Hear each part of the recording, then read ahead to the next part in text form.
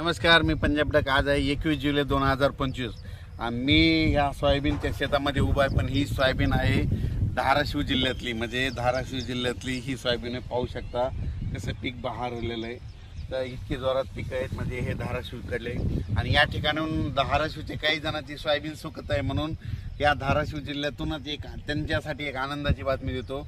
आज 21 तारखेला म्हणजे संध्याकाळी रात्रीच्याला विजेच्या कडकडाटासह ठिकठिकाणी तुमच्या धाराशिव जिल्ह्यामध्ये पाऊस येणार आहे, म्हणून ही धाराशिव जिल्ह्यासाठी आनंदाची बातमी। लातूर जिल्ह्यात देखील पाऊस येणार आहे, नांदेड जिल्ह्यात देखील येणार आहे, त्याच्यानंतर सोलापूर जिल्ह्यात येणार आहे, अहिल्यानगर येणार आहे, इकडं सांगलीकडे येणार आहे, साताऱ्याकडे संभाजीनगर आहे, जालना जिल्ह्याकडे आज येणार आहे, परभणी जिल्ह्याकडे, बीड जिल्ह्याकडे, त्याच्यानंतर हिंगोली, त्याच्यानंतर बुलढाणा जिल्ह्यात देखील आहे, त्याच्यानंतर जालना, संभाजीनगर, जळगाव जिल्ह्यामध्ये, नाशिक जिल्ह्यामध्ये कोकणात जोरदारच पडणार आहे, म्हणून हे लक्षात येतं। म्हणजे सांगायचं झालं तर 21, 22, 23च्या दरम्यान आता हे जे जिल्हे सांगितले त्या जिल्ह्यात चांगला पाऊस पडणार आहे। म्हणजे ज्या पट्ट्यात पाऊस नव्हता, विशेष म्हणजे धाराशिव जिल्ह्यातले सोयाबीन सुकत आहे तिथं नव्हतं, म्हणून खास धाराशिव जिल्ह्यात हे पीक पद्धती बघू शकता।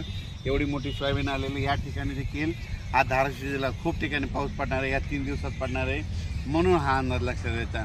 पण त्याच्यानंतर बीड जिल्ह्यात देखील आहे, लातूरकडं आहे, नांदेड आहे, परभणी आहे, हिंगोलीकडं आहे, वाशिमकडं आहे, अकोलाकडं आहे। म्हणजे राज्यात म्हणजे आजपासून ठिकठिकाणी पावसाला सुरुवात होणार आहे।